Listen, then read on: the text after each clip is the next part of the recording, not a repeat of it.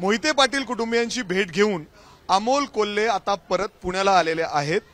अमोल कोल्हेजी, असं म्हणायचं का एक मोठी जी पूर्ण तुमचा संघर्ष होता, एक गळा अर्थात तुम्ही फते करून आल्यात ही संपूर्ण लढाई? नाही, अकलूजमध्ये एक कौटुंबिक विवाह सोहळा होता माझ्या जवळच्या मित्राच्या घरातला, आणि त्यासाठी मी अकलूजला गेलो होतो. ना, अकलूजला गेल्यानंतर मोहिते पाटील कुटुंबाशी म्हणजे खूप जुने ऋणानुबंध आहेत, त्यावेळी त्यांची ही सदिच्छा भेट घेतली आणि त्या भेटीचा काय निष्कर्ष आहे हा पुढच्या काळात तुम्हाला समजेल.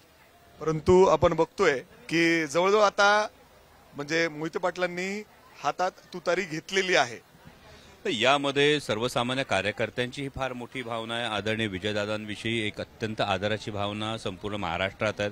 महाराष्ट्र राज्याचे उपमुख्यमंत्री विजयदादा राहिलेले आहेत आणि संपूर्ण मोहिते पाटील कुटुंबाला मानणारा एक फार मोठा वर्ग हा संपूर्ण सोलापूर जिल्ह्यातच आहे. आणि 2014 नंतर मोहिते पाटील कुटुंबानं एकही निवडणूक लढवलेली नसल्यामुळे जिल्ह्याचं जे नेतृत्व आहे हे कुठेतरी दिसत नाही, अशी भावना ही सर्वसामान्य कार्यकर्त्यांची, ही सोलापूर वासियांची कार्यकर्ता, ही माढा लोकसभा मतदारसंघातल्या प्रत्येक कार्यकर्त्याची जी भावना आहे.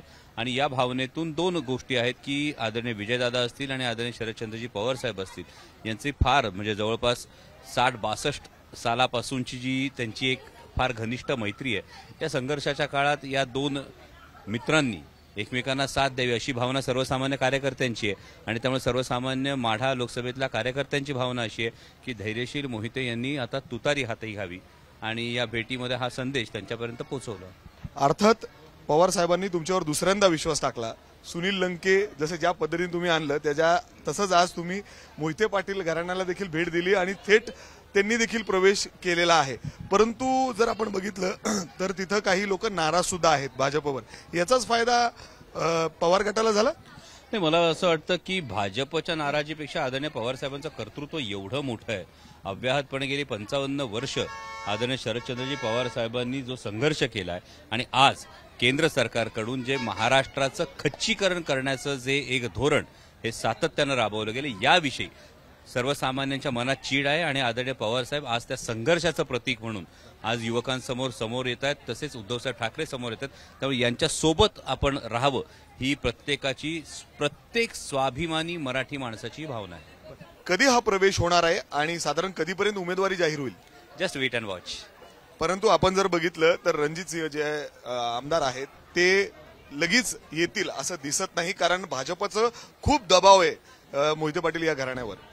मला असं वाटतं की मोहिते पाटील कुटुंब हे संपूर्ण जनतेशी एक प्रचंड वर्षानुवर्षाची नाळ जोडलेलं असं कुटुंब आहे. आणि त्यामुळे काय निर्णय घ्यायचा, तो केव्हा घ्यायचा हे करण्यासाठी मला वाटतं खूप दोन दिग्गज नेते आहेत, आदरणीय विजयदादा असतील किंवा आदरणीय शरदचंद्रजी पवार साहेब असतील. त्यामुळे इतक्या दोन दिग्गज नेत्यांच्या बाबतीमध्ये माझ्यासारख्या लहान कार्यकर्त्याने बोलू नये. पण दबाव दिसत होता का? कारण तुम्ही आता भेट घेऊन आलेला आहात, अर्थात त्या घरावर भाजपचं प्रचंड दबाव आहे असं चर्चा आहे. हे बघा, यामध्ये हंबीरराव मोहिते पाटलांचा वसा आणि वारसा सांगणाऱ्या कुटुंबांना मला वाटतं की कुठल्या तरी राजकीय पक्षाच्या राजकीय दबावाची फारशी चिंता असू नये किंवा असणार नाही, हा मला ठाम विश्वास आहे. कारण भारतीय जनता पक्षानं मोहिते पाटील कुटुंब नाही बनवलं.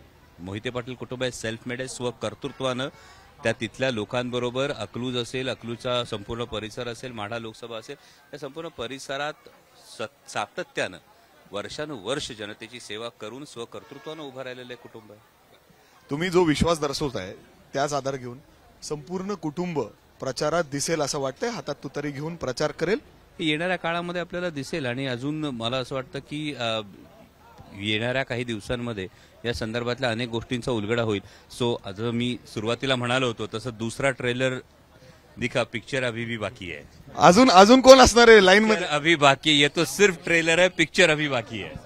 पिक्चर अजून बाकी आहे. अर्थात शरद पवारांनी जो एक मोठा काम अर्थात अमोल कोल्हे यांच्यावर जबाबदारी दिलेली होती, त्यांनी आता निलेश लंके नंतर मोहिते पाटील कुटुंबियांशी संवाद साधून दुसरा देखील जो उमेदवार आहे तो म्हाडासाठी या ठिकाणी तयार केलेला आहे.